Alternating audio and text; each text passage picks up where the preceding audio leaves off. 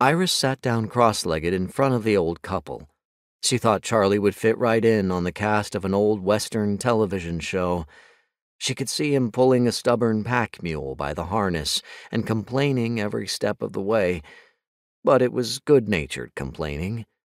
Sue would also fit into the same cast, but she would be wearing an apron and flitting around a hot kitchen.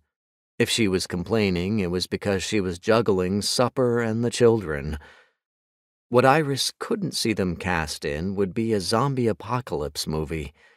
They might be able to cope with primitive needs, but this new world didn't allow for mistakes.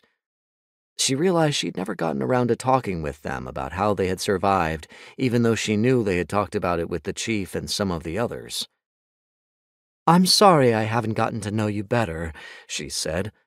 "I think we've all had our minds on what comes next. If Charlie did half the things your husband does, I wouldn't have time to do anything but worry," said Sue. "Maybe we could spend a little time together while we wait for him to get back. It might help you keep your mind off whatever he's doing."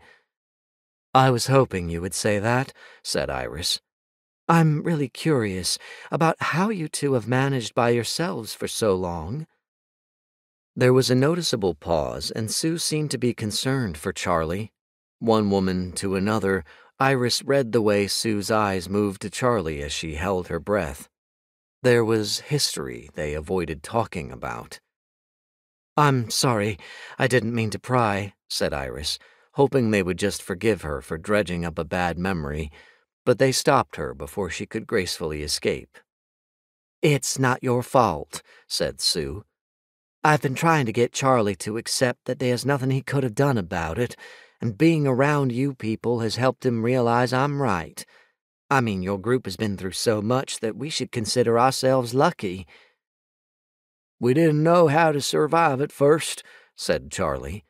He didn't even look up from the engine when he spoke. His mind was focused on a memory somewhere in the past.